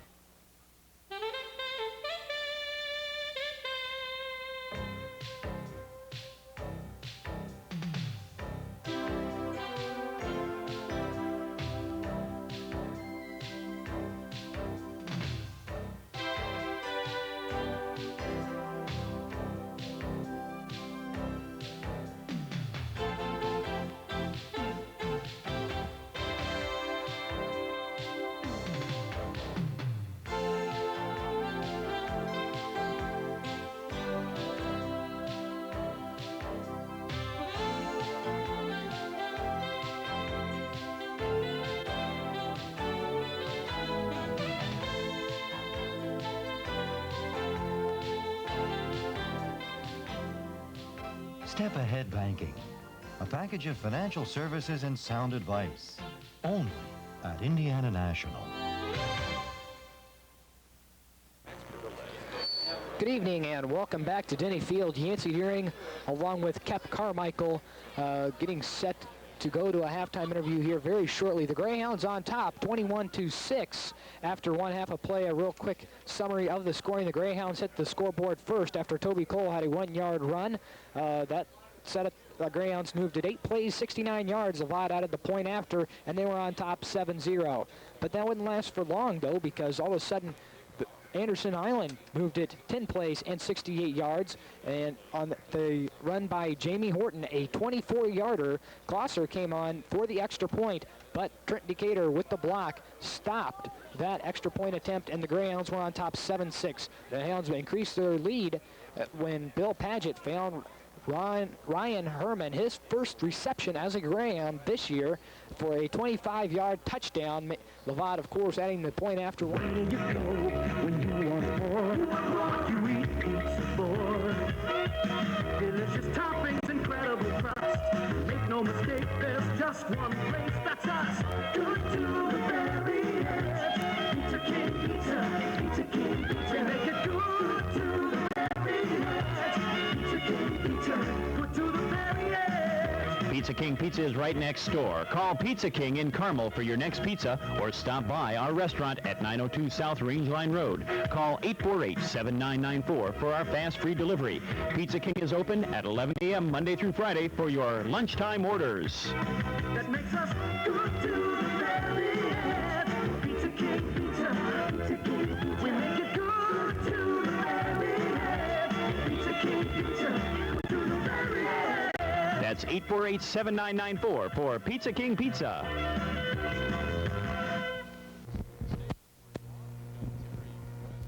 Welcome back to Carmel High School. I'm Yancey Deering. We're at halftime right now of the sectional football game, and joining us for the halftime show this evening is Mr. Richard Saucedo, director of the Carmel High School Marching Greyhounds. Thanks for coming by, Mr. Saucedo. Well, we're real glad to be here. We're looking forward to our state competition tomorrow evening, and we're hoping that the Greyhounds are going to pull out a victory tonight at the football game as well. Now, the band has been getting up early all the way since summer. Getting warmed up for tomorrow night. How does the whole band season for you look? As the season overall looks, it's been a good year for us. We had a portion in the middle of the year where we might consider saying that it was down just a little bit. We didn't get off to as good a start in our first couple competitions as we would have liked, and as the middle part of the season went along, we still continue to struggle just a little bit. But as we're nearing the end of the season here, things have really picked up. The kids have gotten themselves extremely motivated, and things are looking real good for the band right now, so we're real excited. When your band will fall into, like you said, maybe a lull, and partly through the season, how do you get them back up and get them going again? It can be very difficult at times. Our season is extremely long. We start in June and we don't end until the end of October, as you know. So that can be hard to keep the pacing going correctly through the rest of the season. But I think what we've tried to do, things were getting somewhat negative. We were starting to get down on ourselves a little bit as individuals in the band and even as a staff a little bit. And I think we realized, hey, there are a lot of positive things that we know to do, and we've had some success in the past. There's no reason that we shouldn't have some success this year as well. And everyone just started picking themselves back up. I think the kids helped each other to build their confidence a little bit, and as a staff we worked real hard to build their confidence because we believed in them all year long, and we realized that maybe during the middle part of the season we weren't showing them that we still believed in them. And once we started doing that, they became more positive, and our group as a whole started to gel again as a family. And so I think being positive and being very confident about our abilities is what's picked us up. You mentioned the kids themselves pick themselves up. Is that a lot from your seniors? Definitely. Our senior class has been really super this year, but I think they would be the first ones to admit that they were involved in that lull that we had in the center too. But I have to give a lot of credit to the seniors because they really decided as we got near the end of the season, hey, it's time for us to get this group going, and they really did get us picked up. So they've been a super part and a very important part of our efforts here, especially near the end of the season. We see the band at every football game, and parts of the bands are at the basketball games. Really a big motivator in Carmel High School sports is being maybe a cheerleader, a large cheerleader. Does that really what helps the band at some times to break from just the harsh practicing? It really does. We have an awful lot of fun at football games and at basketball games supporting those teams. And there's a lot of work that goes into preparing for those activities as well. But I think you're right. We do look forward to that as kind of a break in the competition schedule a little bit, and we really enjoy doing it. And our kids sincerely always wish the best to the teams, and I think they try their very best to show that to the teams every time we're supporting them. Now, so far as you look into what would be the equivalent in a sport, the postseason play, you know, after your invitationals are over, then you have your regional and then the state competitions. How have you viewed that for the Hounds so far this year? As far as postseason goes, our district competition, which is very comparable to the sectional in football and basketball, we weren't real pleased with our approach to district and with our performance to district. We felt like we were still a little bit behind at that point. And it was not a real fun day for the kids. After we finished with the performance, I think they were pretty down. I think the staff was kind of down. We knew we were much better than what we were showing. After district, we went 2 weeks worth of rehearsals without doing a competition, and that was the key for us, to be able to get away from worrying about competition and just being able to do our own thing for 2 weeks. And it was those 2 weeks that really got us going again. And then we went to regional last Saturday up in Elkhart, and we finished second out of all the Class A bands up there, only 7/10 of a point behind the first place winner. So we felt like we had made major progress in those 2 weeks, and so far rehearsals have been great this week. The kids are real excited and motivated. They're also very tired. We've got a lot of kids that are sick and have just kind of drained all their energy, I think, for the year, but they're doing everything they can to get ready, and it's been a great week so far. So we're looking forward to improving again at state finals on this Saturday. Now, the state finals is something a little new. You've moved over, of course, from the state fair, which used to be the king of the band competition here in Indiana. Now you've moved over to the ISMA competitions. Has that been a hard transition for you to make? It has for me personally a little bit, because I grew up as a child with state fair, and it's a competition that I have always loved and will always continue to love. I think it is because of the state fair contest that Indiana is the way it is, band-wise. Unfortunately, the competition has slacked off a little bit in terms of the number of bands that compete, first of all, because it's in the summer, and some school corporations are having problems getting money together to support a summer band program. So the fall programs have really kind of taken off, and I think that's helped for the field show competition to develop. Also, the field show offers a much wider variety of things for students to do, as far as marching and playing and doing auxiliary routines and things like that. So that's kind of helped to get it motivated. A few years ago, well, more than a few years ago, actually, there were like 100 bands in the state fair contest. Right now, there are 30 or 40 some bands in the state fair contest, and there are over 200 bands entered in field shows. So that kind of tells you the way that the state is going right now. And it's not a negative thing towards state fair at all. I think the fall competitions just fit a lot better into most band schedules. Okay, now, tomorrow, the big day that you've been working on since, well, exactly probably a year ago tomorrow, the state fair band finals at the Hoosier Dome. This year, really tight competition, something probably one of the best competitions that are expected will be this year. Now, what do you expect from the Marching Greyhounds as they head from the Hoosier Dome? It's really hard to talk about placing. As a matter of fact, we try not to talk about placing with our kids. Our feeling is very simply this. We know that if our kids reach the potential and develop to the point that we've asked them to, we really believe that there will not be a band that's better. The question is, can we get to that point by Saturday? That's the main thing on all of our minds right now, and that's what our kids are trying so hard to do. I think they know exactly where they need to be to do extremely well, and again, it's just a timing factor. Can we get everything done by the time that we get ready for Saturday? If we can get everything done, I think that our band will be right in the middle of the competition. I think that we can give lots of people a run for that top spot. Then again, if we aren't able to get all those things done, then I think it's going to be hard for us to compete at the top level, because there are so many good bands, and it just doesn't get any easier every year. But again, to kind of restate my position on it, I really feel that if the Carmel band is playing at their very best and marching at their very best and doing their auxiliary routines and percussion work at their very best, we really believe that no one's better. So the question is, can we get to that level by Saturday? And if we can, then I think the other bands around the state are going to have to look out. Thanks a lot, Mr. Saucedo, and good luck tomorrow.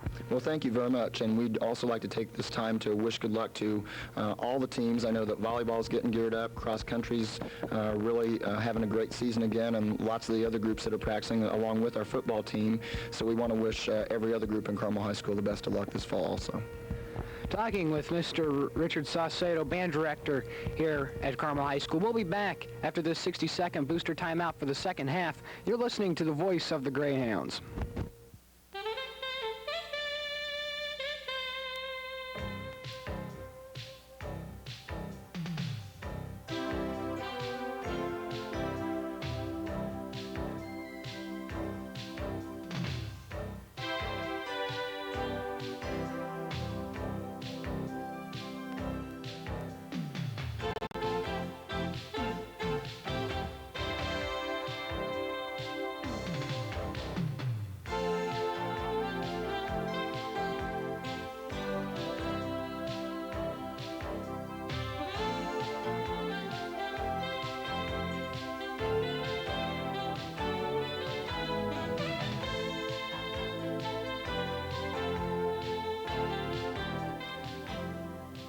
Step Ahead Banking, a package of financial services and sound advice, only at Indiana National.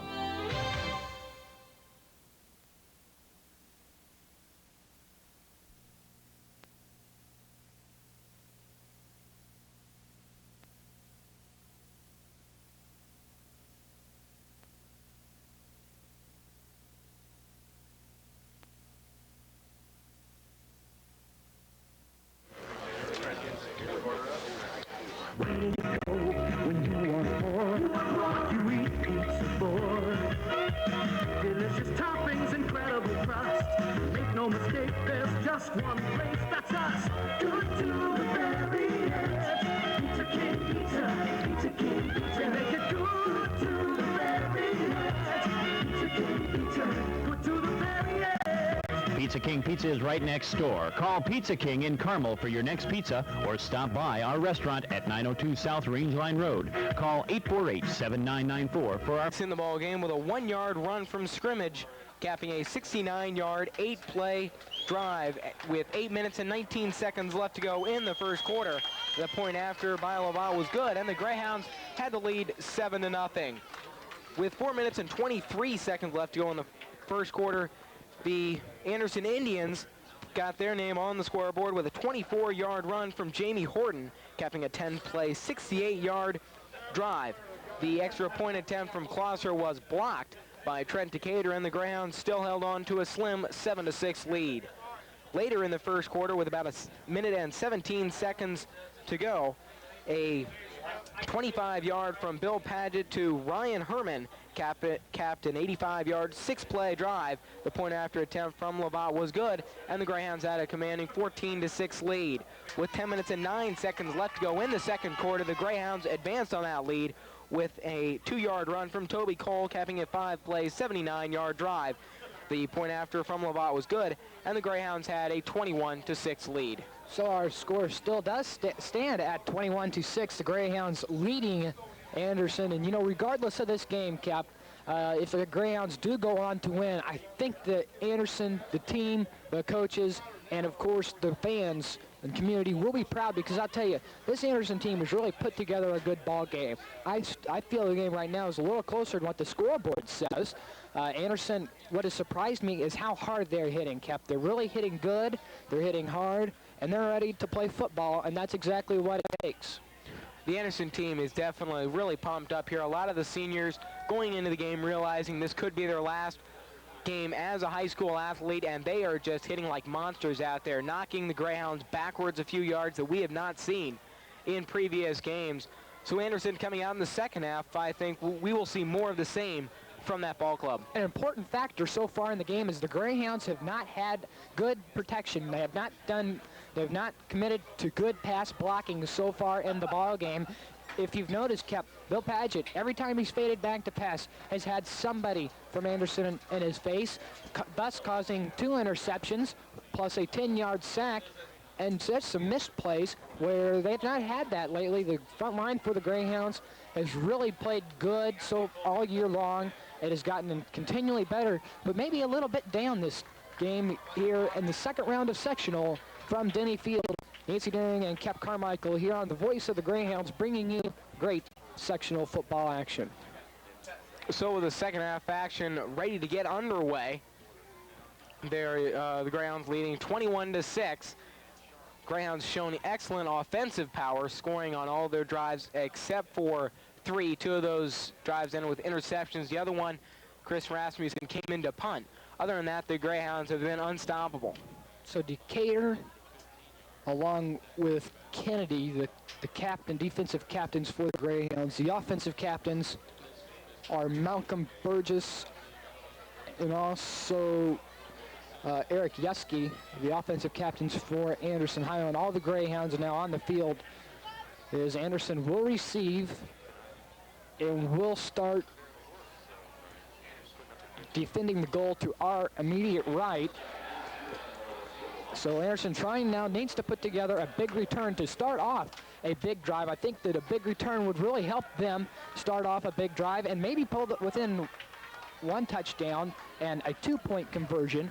The Greyhounds do stand on top of a 21-6 lead, but I think that for Anderson to have any chance, they need to come out, put together a bit, start off with a good big return here, put together a good offensive surge. Even if they don't score the touchdown on this possession, it would establish a better offense. I also think we might see Anderson mix things up a little more on offense. You heard their coach, P.T. Morgan, said they would like to pass more, they just haven't. I think we might see them do a little more passing here in this ball game in the second half. For the Greyhounds, I think that they need a little better pass blocking for Bill Paget. It seems that he's not had all the pass blocking that he could. That's where the Greyhounds have gotten burned. Also defensively, the Greyhounds have not been able to stop a few big plays for Anderson. So Joe Kaufman will set the kicking team at the 40-yard line. Lovat still in doing the kicking duties for the Greyhounds. Back deep at his own 10-yard line stands Keith Fuller, set to return the kick. Kaufman sets the team, and Lovat once again gets a good kickoff this time. This one fielded by Johnson at the 15, brings it up to the 20, 25, ran into his own player, still breaking tackles out to the 35-yard line, and the ball will be marked just a few feet over the 35-yard line. Good return once again by Willie Johnson, as he has been Mr. Consistency this evening. That time putting together a big return, about a 12-yard return on the play. So Anderson will take over from their own 36-yard line as to start off this second half of play. The Greyhounds on top now, 21-6, but Anderson with the ball, really trying to put together some form of a big offensive drive, because they have kept the game pretty close. The scoreboard might not show up, but they've kept the game close, and if they continue playing this way, it will be a close one all the way down to the final buzzer. 1st and 10, handoff goes to Horton right up the middle, breaking some tackles. He's out close to the 40-yard line after a good 4-yard gain. So Horton with the gain for Anderson. So far after that 3-yarder, Horton off of just 5 carries, 53 yards, over a 10-yard average for the Anderson the Anderson tailback, who is a sophomore and their leading rusher. So he has really done a tremendous job for the Indians all season long. Burgess, Johnson, and Horton are the running backs in the full house formation. 2 tight ends in the ball game, quarter over center. Once again, Horton gets the call right over the front of the line of scrimmage, and he jumped forward for about a 2-yard pickup. So once again, going to Horton, being met by the Greyhounds right at the line.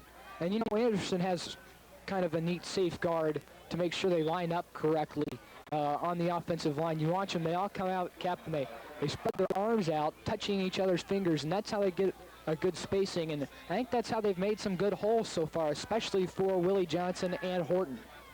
So it'll be 3rd down and 5 for the 1st down for Anderson. The wishbone play, Horton goes around the right side, and he has pushed back hard that time.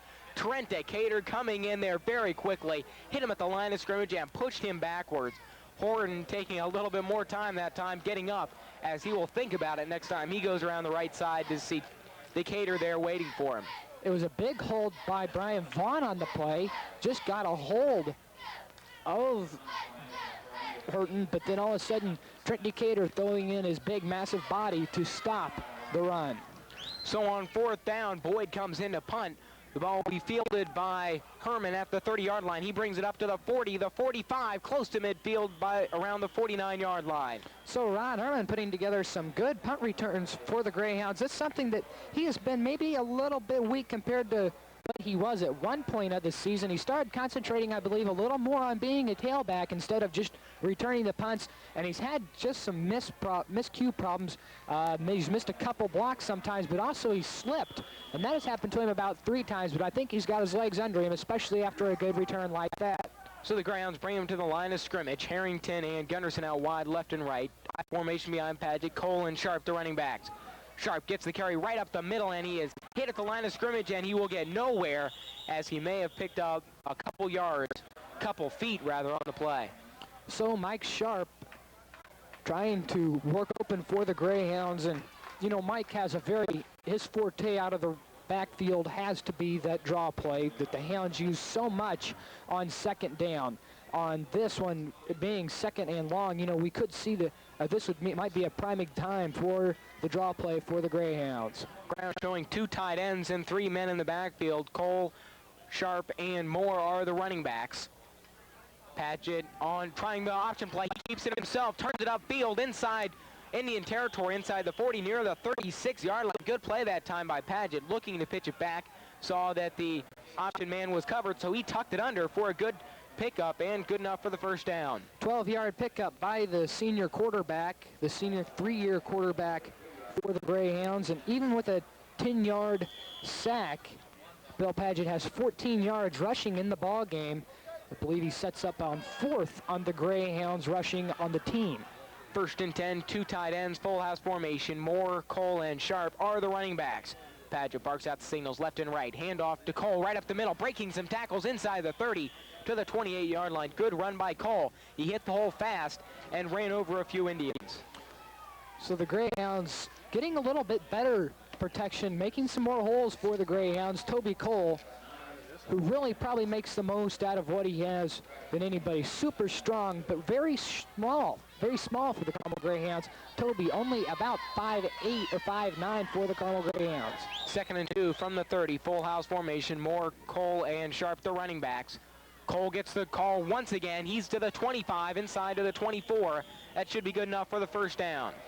So again, the Greyhounds take it to Toby Cole for the first down, because, of course, coming out of that full house formation after about another 6-yard pickup, and that is more than enough for the first down. Now Toby, the leading rusher for the Carmel Greyhounds this game, with 74 yards rushing.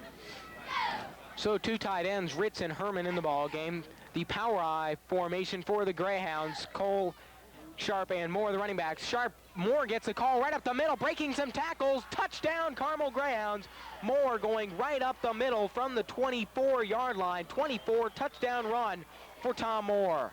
So the Greyhounds now advance their lead 27-6 after the big 27-yard touchdown run by Tom Moore for the Carmel Greyhounds, and they move again on top 27-6, and here comes Mark Lavatt to attempt the point after. Mark Lavatt to attempt the point after. Gunderson to hold. Lavatt so far is 3 for 3 in the ball game. High snap. Gunderson gets it down. The kick is up and good. So Lavatt puts it through under pressure. A lot of Indians in there threatening the point after. So the Greyhounds move it. 5 plays, 52 yards. Tom Moore capping off the 25-yard touchdown run. The point after, again, good by Mark Lavatt as he hits his 4th point after in the game, and Lavatt now has 35 completions off of 37 attempts in the point after. So he is worth 41 points, or excuse me, he is, for the Greyhounds so far in this season, he has scored 35 points for the Carmel Greyhounds, so a very valuable kicker for the Greyhounds is Mark Lavatt. Helmets raised on the Greyhounds side, that finally sparking the silent Carmel crowd, finally getting them back into the game. So Kaufman setting the Greyhounds kicking team, and Lavatt once again gets his foot into one. This one a short kick and fielded by one of the up men at 15. He's to the 20, turning it upfield to the 25, the 30, and up to the 40-yard line. Eric Yeski on the return that time.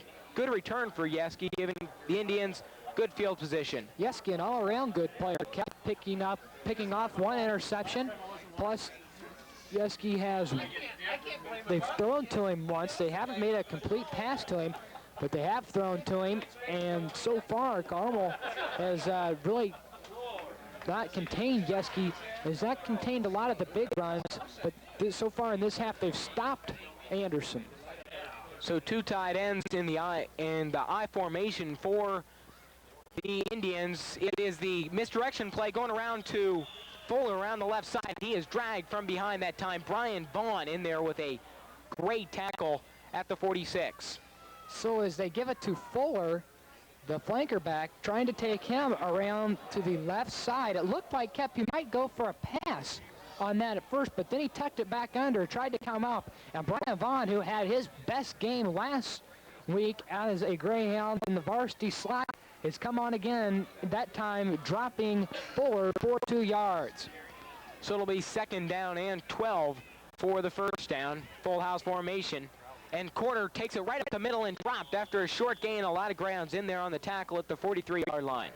So the Greyhounds now putting together a good defensive surge, but not until after a 5-yard pickup for Anderson. That time, that will bring up now 3rd down and 7, a big down for Anderson. They need to put together some form of large run. That is only the 2nd carry, though, by the way, by Quarter, the quarterback for the Indians. Quarter over center, the wishbone formation behind him in the backfield. 2 tight ends. Handoff goes to the 2nd man through, and he is dropped at the 45-yard line. Great hit on the play that time by a slew of Greyhound defenders. So the Greyhounds make a big stop after a 3-yard pickup for Anderson. For the running back, or the flanker back rather, for Anderson picking up the 3 yards. So far 4 yards for him off of 3 carries, and in comes the punt once again for the Anderson Indians. 4th down and Boyd into punt. Malinchuk almost in there on the block. Coming up to field it at the 30-yard line is Herman, jumping over a few tackles. He's up to the 40-yard line, the 45, over midfield, the 50, the 40, the 30. There is a penalty flag on the play. He's down to the 20, 10. Touchdown Greyhounds, but there is a penalty flag on the play. That was pretty close to the ball, so we could see a holding penalty go against either team. A 74-yard return on the play. That is the first touchdown that Herman has scored, running back a punt. As a matter of fact, I believe that's the first one the Greyhounds, the first return the Greyhounds have had on a punt or a kick go for a touchdown. If that stands, we see the Greyhound offensive corps come on, and that will go against the Carmel Greyhounds. So unfortunately, Ron Herman gets the penalty called back. So a big return that time from Herman is nullified. Herman finally coming in this ball game and showing some great skill on the punt return. That time he was helped out a little bit from the penalty. So the Greyhounds will start out 1st and 10 in their own territory. So with 4:54 left to go in the 3rd quarter, the Greyhounds sitting on top of a nice 28-6 Nestle lead. Now that penalty is going to be marked off against the Carmel Greyhounds on the return for a 15-yard penalty. A major penalty goes against the Greyhounds. And that will bring up 1st and 10 now from the 18-yard line. So the Greyhounds have been penalized now 3 times, 45 yards. All the penalties have been big ones. So it'll be 1st and 10 for the Carmel Greyhounds at the 22-yard line. Paget over center. Pro set behind him. Cole and Sharp are the running backs, doing out wide left and right. Paget barks out the signals. Pitch back to Sharp around the left side. He has plenty of running room. He's up to the 40-yard line, knocked out of bounds there, rather inside Indian territory at the 48-yard line where he was knocked out of bounds. Big run from Sharp. So Mike Sharp putting together another big run. The Carmel Greyhounds looked like they were going to have 2 touchdowns on 2 big plays. Actually, though, one of them only counting. Sharp got tripped up out of bounds at the Greyhounds' own 45-yard line, so he picked up about 27 yards on the carry for the Carmel Greyhounds. So they quickly dig themselves out of a hole, and it will be 1st and 10 from their own 45. So Paget over center, the I formation now behind him as 2 men split wide to the left. Cole and Sharp are Paget's running backs. Paget on the misdirection play goes to Cole right up the middle. He's inside Indian territory, just inside the 50 at the 49. So Toby Cole, and it seems they're very well keeping things even between Toby Cole and Mike Sharp. They both, after that 4-yard gain, that gave Toby the edge. They both were standing at 79 yards in the ball game, but that one boosts Toby over the 80 mark. Now with 83 yards on 13 carries. It's been 9 carries for Mike Sharp, and he has 79 yards. So really keeping things even out of the Hounds' backfield. 2 men go wide to the right as the pros set behind Padgett with Cole and Sharp. Padgett drops back to pass after the fake handoff under heavy pressure, going deep down the right side. Incomplete. Intended receiver that time was Ritz at the 25. Ritz, who has not had a reception this evening, had 2 of them last week. One of them going in for a touchdown, one of them setting up a touchdown, and he's been thrown to twice. They've just overthrown Adam Ritz. So now that will bring up 3rd down, a very important down for the Greyhounds, as they need to put together some form of big drive that way to try to pick up the 1st down, probably going to Toby Cole on this play. 4 minutes left to go in the 3rd quarter. Greyhounds up 28-6. Pros set behind Padgett, Cole, and Sharp, the running backs. 2 men out wide, left and right. Quick slant over the middle is incomplete, intended for Gunderson, and he was hit hard at the 45-yard line after the ball got through his hands. Gunderson heard the footsteps, that time of Jamie Thornton, one of the safeties. I'll tell you, Horton has really been in Gunderson's face, and Gunderson's been in his. Over on the left side, about 2 plays ago, we saw them exchange a little bit of pushing, illegal, but they have really played intense between each other. That time, Horton getting the best of it. 4th down, Rasmussen gets off an end-over-end kick and will be fielded, rather let go. Fuller will just let the ball bounce, and it is down by the Greyhounds at around the 15-yard line. So the Greyhounds now will give Anderson not very good field position after the 4th down punt. Anderson now will be taking over from their own 14-yard line with just 3:49 left to go in the ball game, or rather in this 3rd quarter. And Anderson's starting to look a little tired, as is the Carmel Greyhounds. But Anderson really looking a little tired. Now they need to put together some big scores quickly if they have any chance in the ball game. So Quarter brings them to the line of scrimmage. Johnson, Horton, and Fuller are the running backs in the power I formation. 1 man out wide to the left.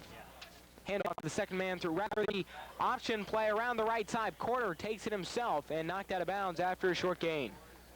So the quarterback, Quarter, on just his 3rd carry of the ball game, that time picking up a yard. He has 5 yards in the ball game, brings up now 2nd down and 9 after the 1-yard 1st down run. And checking into the ball game, Malcolm Burgess, a flanker and also a cornerback on defense, a senior that goes both ways.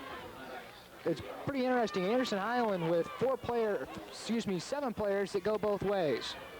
So the power I the full house formation behind Quarter. Horton, Johnson, and Burgess are the running backs. Handoff to the 1st man through, getting some good yardage up close to the 20-yard line. So the ball carrier, Willie Johnson, for Anderson Highland, or for Anderson, as he picks up about 3 yards on the play. That will now bring up 3rd down and 7 for Anderson. I think they're going to buy some time as they're going to sit in the huddle. They bring in the play is Keith Fuller, the other flanker back for Anderson, as he replaced Burgess.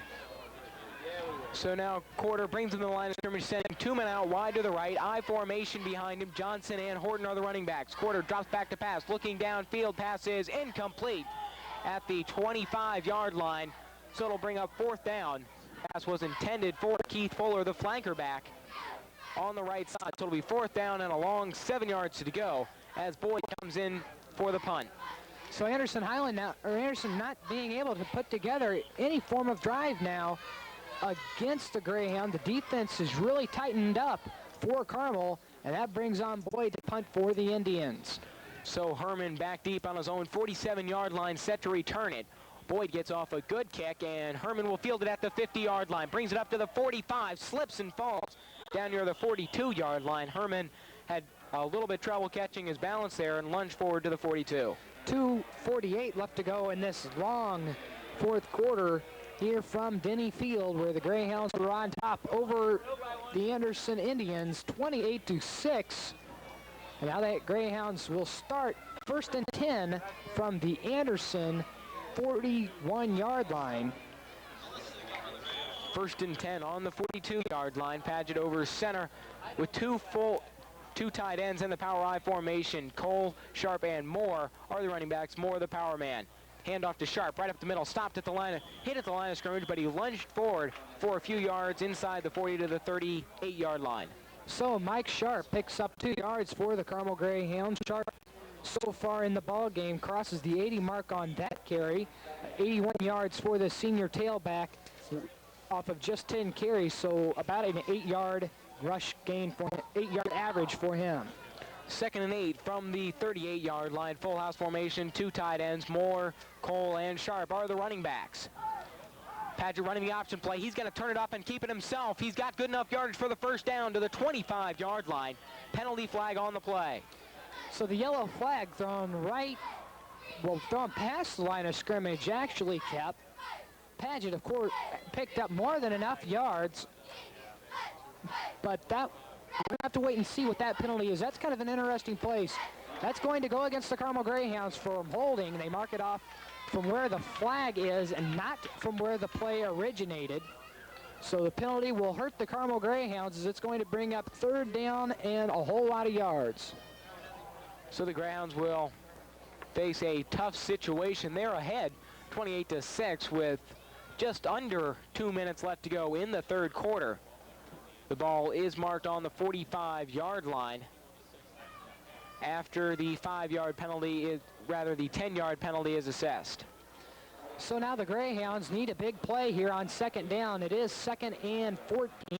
Watch for the Greyhounds to go upstairs. Possibly we could see a short screen pass, maybe to Toby Cole or Mike Sharp. Those two have really picked up a lot of good yardage at that point, and that's when they've really used it when they need a big play on 2nd down. Jason Hansman checking into the ballgame for the Greyhounds. Todd King leads him out of the huddle. Paget over center. I formation behind him. Cole and Sharp are the running backs. Paget drops back to pass, looking downfield, has a swing pass, and Cole is hit for a loss after the reception that time. Willie Johnson put the hit on him right there for a loss of a couple of yards on the pass. So that is going to bring up now 3rd down and about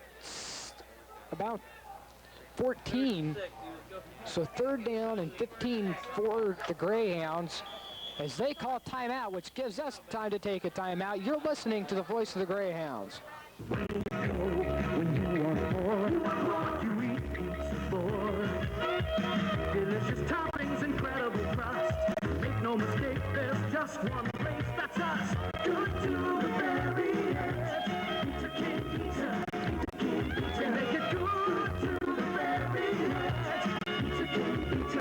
Good to the very edge. Pizza King Pizza is right next door. Call Pizza King in Carmel for your next pizza or stop by our restaurant at 902 South Rangeline Road. Call 848-7994 for our fast free delivery. Pizza King is open at 11 a.m. Monday through Friday for your lunchtime orders. That makes us good to the very edge. Pizza King Pizza. Pizza King Pizza. We make it good to the very edge. Pizza King Pizza. Good to the very edge. That's 848-7994 for Pizza King Pizza.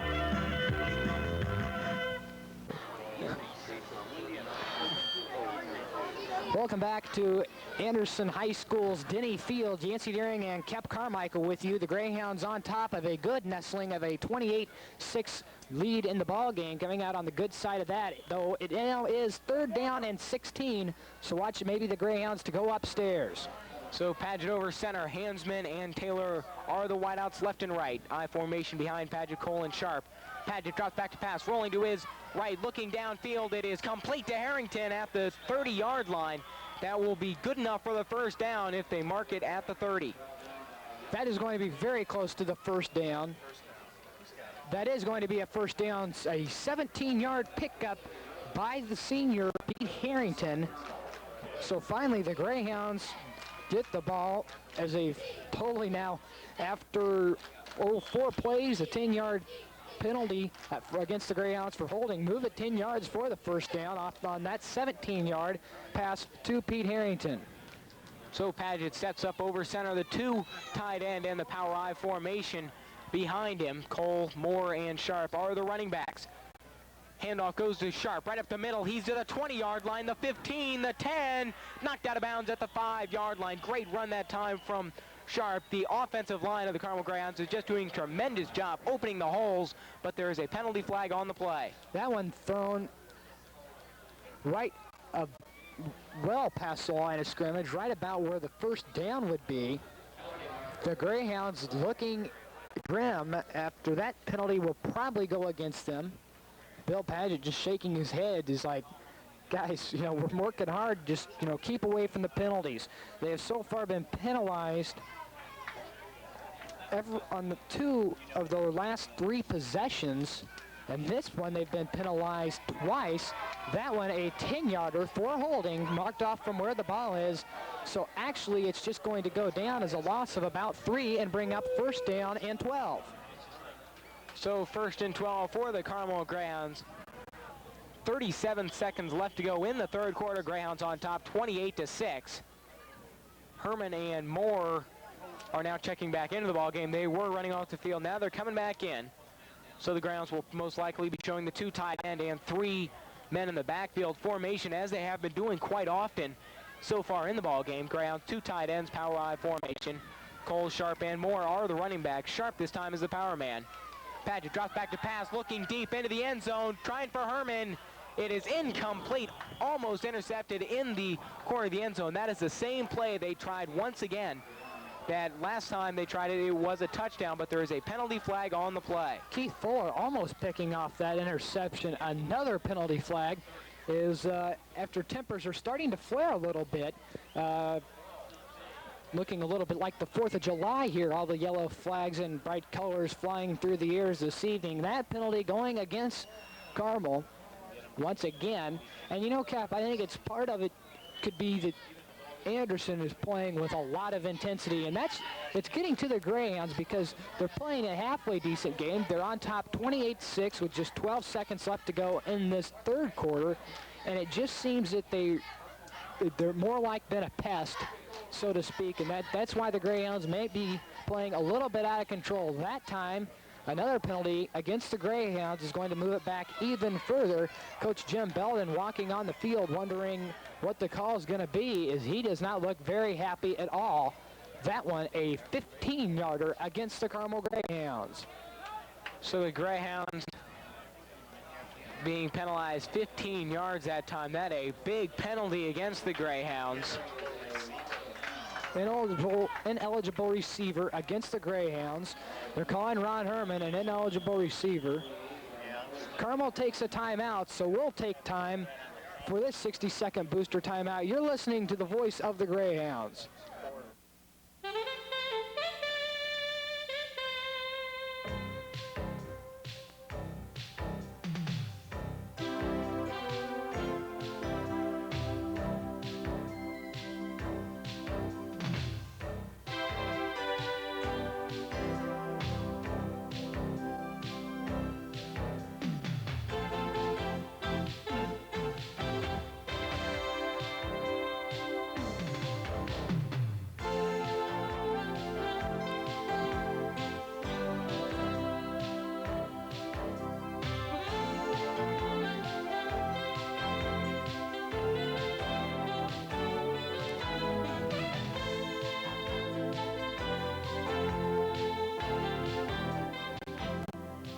Step Ahead Banking, a package of financial services and sound advice, only at Indiana National. Welcome back to Anderson High School's Denny Field. Yancey Deering along with Kep Carmichael bringing you tonight's ball game. Very interesting timeout on second down and what looks to be about a good country mile, so to speak. Coach Belden called a timeout, went to discuss with the referees, and then P.T. Morgan came to enter the powwow as the referees and the 2 coaches discussed an ineligible receiver call against the Carmel Greyhounds. Now it will be second down and 23. Second and 27 for the Greyhounds. 2 men out wide to the left. Split formation behind Paget. And Sharp gets the draw play, and he is hit as soon as he gets the ball, dropped at the line of scrimmage. Coming in there late that time, Johnson put the final hit on, Sharp to drop him. The end of our fourth quarter, finally, after a long, or the end of our third quarter, after a long third quarter of play.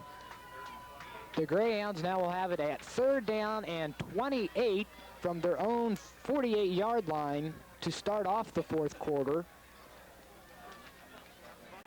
As the team's now switching sides. Anderson in the ball game with only 4 first downs. So the Carmel's really held them very well defensively. So in the other side of the coin, the Greyhounds with 17 first downs.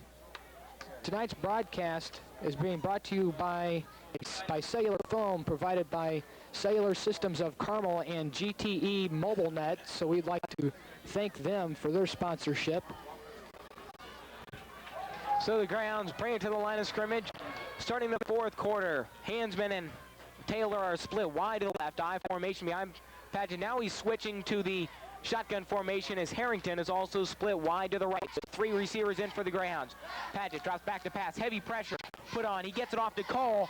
Cole's got blockers in front of him, brings it up to the 20-yard line and dropped right there. Rather, dropped at the 25-yard line. Good pickup on the play that time. It'll be 3rd and short now for the Greyhounds. So Toby Cole with the 3rd down run for the Greyhounds, picking up, well, 22 yards, but still falling short of the 1st down. You know, Kep, that doesn't happen a whole lot. That brings up now 4th down and 4 for the Greyhounds, and the Greyhounds stay on. No reason to punt now from the 25-yard line. 4th and 4 for the Greyhounds. Padgett over center, Cole and Sharp are the running backs. 2 men out wide, left and right. Quick slant over the left side, and Harrington is hit hard as he attempted to bring that ball in. Those are the kind of passes that receivers do not like, as Padgett hung him up to dry that time, as Eric Yeske put a nasty hit on Harrington, spinning him around like a bottle. Yeske playing a tough heads-up physical ball game, very out of control, but very effective for the Anderson Indians. 1st and 10 for the Indians, now going from their own 24-yard line after stopping the Greyhounds once again on, or rather for the first time this evening on 4th down, but they did stop the Greyhounds again, and Anderson will take over. 11:14 left to go in the ball game. So quarter over center. Johnson, Horton, and Fuller in the ball game in the full house formation. Hand off to the second man through. That's Horton, and he brings it up to about the 30-yard line. So Anderson moving the ball consistently still throughout the game. A 4-yard pickup on that play for Johnson. Johnson getting a lot of calls this evening. That was his 10th call, 45 yards in the ball game. So he's averaging about 4.5 yards each carry. 2nd and 6 for the Indians of Anderson. Now Burgess, Johnson, and Horton in the ball game. Quarter takes it right up the middle on the keeper, and he is dropped right at the line of scrimmage. Seems as the game goes on and on, Kep, they continue to use Quarter more. That time, about a 2-yard pickup for the senior quarterback, as he has now 7 yards in the ball game off of just 4 carries. Anderson has not had a 1st down this half, so the Greyhounds have really played good defense in the second half. In that 3rd quarter now, 10:09 left to go in the 4th and final quarter of play here in the 2nd round of sectional. 3rd and 4, full house formation behind Quarter. Quarter drops back to pass, looking for a receiver. It is incomplete, intended for Fuller at around the 35-yard line. So that'll bring up 4th down for the Indians, as once again they're held without a 1st down on the drive. You know, Kep, Anderson in the ball game has attempted 4 passes and has yet to complete one. So the Greyhounds have really stopped him in the passing category. This will be the 8th punt for Anderson. Very high punting game for the Indians. Ron Herman back set for the Greyhounds at about his own 36. So Boyd gets the punt off. This is a low line drive punt fielded by Herman at the 45-yard line. He falls on it there. And a lot of controversy on the Greyhound sideline as Herman had to dive for the ball, and it was already down. And as a Anderson athlete came in there and tackled him while he was on the ground, hitting him very hard.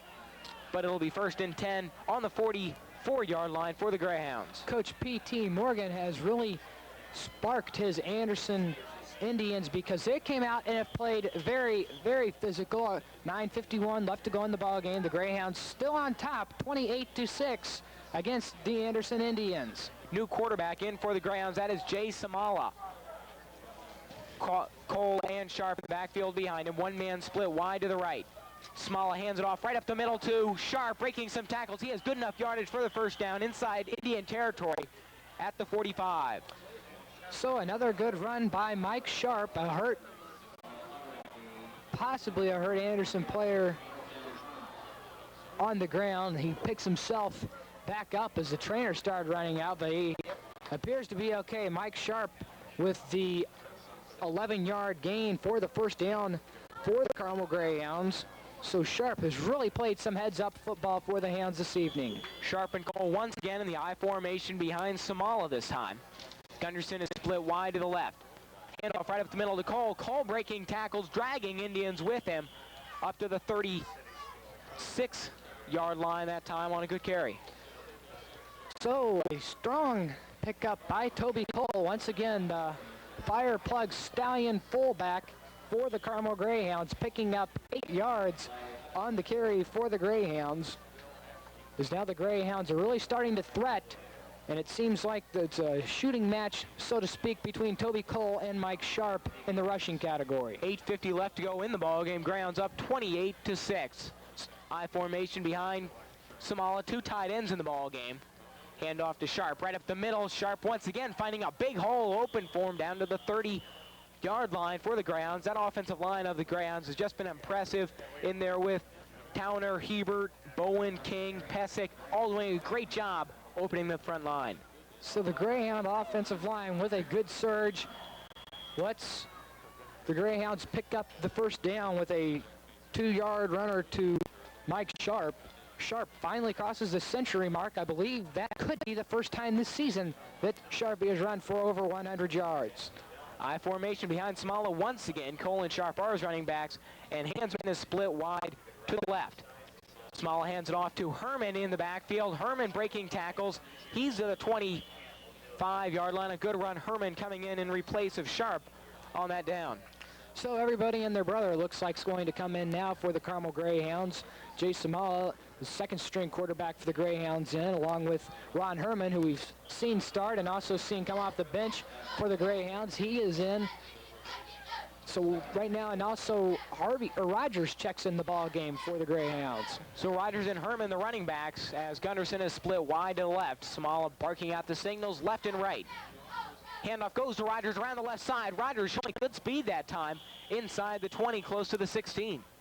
So a good pickup by Rogers, that time picking up about 7 yards on the play for the Greyhounds. So another good pickup by Rogers. And the Greyhounds now consistently moving the ball. Now will be 1st and 10 from their own, or rather from the Anderson 14. So the Greyhounds 1st and 10. Fewell goes in motion to the right. Herman and Rogers are the running backs. Smalla barks out the signals. Handoff goes to Rogers right up the middle, but he is stopped for a very short gain on the play. So Rogers getting 2 calls in a row. That time on first down, picking up possibly a yard on the play. So the Greyhounds have moved it so far on this series. They've moved it 6 plays at 36 yards. And now Jay Samala talking as checking into the ball game is Rick Harvey for the Greyhounds. So now all second string running backs in for the Greyhounds. Full house formation, 3 running backs, 2 tight ends. Rogers gets the call right up the middle, twisting and turning for a short gain inside the 15, close to the 12. So that time picking up about 3 yards on the play is Rogers. And it seems that they're going to try to keep it to the fullback in this instance. Rogers now so far in the ball game off of 3 carries has picked up 11 yards. So 3rd down and 6 for the first down. Power I formation for the Greyhounds. Harvey, Herman, and Rogers are the running backs. Harvey gets the call right up the middle, He's to the inside the 10, close to the 7-yard line. That does not look like it will be good enough for the first down. It will be close. So Harvey getting some valuable experience here in the sectional. It's been a while since we've seen him run for the Carmel Greyhounds. That time picking up about 4 yards is Harvey. So that will bring up now 4th down and 2 for the Greyhounds. And I'm sure we'll see it probably go to the fullback, Rogers for the Greyhounds. Rogers, Herman, and Harvey in the backfield for the Grounds in the full house formation. Rogers does get the call right up the middle, and he is stopped at the line of scrimmage. It does not look like he got it. So the Indians will take over 1st and 10 deep in their own territory at around the 8-yard line. About just under a 3-yard pickup, about a 2-yard pickup for the Greyhounds. They're going to measure, so it could have been a 3-yarder, which would have given the Greyhounds the first down. So it's going to be Anderson ball. So the Greyhounds fall short once again, being stopped on 4th down, but chewing out a lot of the clock. That drive started at the 9:52 mark, and now 5:24 left to play. So the Greyhounds wasted about 4 or 5 minutes off the clock. So that helps more than anything. Now it's just get the game over with. So now, again, 5:24 left to go in the ball game. The Greyhounds on top, 28-6. Some new faces in on that Greyhound front line. We see Gomer, also along with Chad Miller, and a couple new front line faces for the Greyhounds. Quarter over center of the full house formation. Behind him, Horton, Johnson, and Fuller are the running backs. Hand off to the first man through for a few yards, right up the middle. So now I think Anderson just trying to work to get the ball out of bad tap territory, because if they continue to give the Greyhounds good field position, the Greyhounds could, especially after that last quick series of downs for Anderson, if they put together another one of those, they're still going to give Carmel good field position. So the Indians come up 2nd down and 8, 4:30 left to go in the ball game. Full house formation behind quarter. Johnson, Horton, and Burgess are the running backs. Horton gets the call around the right side. His speed was not fast enough to get him outside, as Trent Decatur is there to stop him for no gain on the play. So Horton gets the carry for about a 1-yard pickup for the Anderson Indians. So far now, he is their leading rusher on the season and in this game. Wow, with 59 yards off 9 carries for the Indians. He is their leading man on the ground, and yet they have yet to complete a pass. They've attempted 4 in the ball game, but they haven't completed one. The Greyhound secondary has really played good. Burgess, Johnson, and Horton in the backfield. The pitch back to Burgess around the left side, breaking some tackles, and he is down around the 15-yard line. That'll be a good pickup for Burgess. So Burgess with a good pickup, about a 4 to 5 yard gain for the Greyhounds. That brings up now 4th down once again. So here comes the punting crew for the Anderson Indians. And I think this punting crew is probably just as tired as the offense kept, because this is their 9th punt of the ball game. So into punt is Boyd, in for his 9th punt. Back on the 50-yard line is Herman, set to return it. Boyd gets a low kick. Herman retreats back to the 49-yard line, brings it up. He's inside to the 45-yard line, the 40, struggling forward, knocked down inside the 35 at the 33-yard line. So finally a return without a yellow flag on the play. That's something the Greyhounds haven't had the luxury of in a little while. But now there is a flag on the play. Well, I spoke too soon. Penalty probably going against Anderson. We'll have to wait and see. All sorts of new faces now in for the Greyhounds. We see some new linemen who will be Henderson. Also in for the Greyhounds offensive front line. A slew of new faces. So that will be against Anderson. So finally the Greyhounds get a break on a big penalty, as they are talking now to Ron Herman, the captain, as he says what he wants, where he wants the ball to go. The ball now, the flag sits at about the 30-yard line exactly. The ball sitting about 4 yards back. They're going to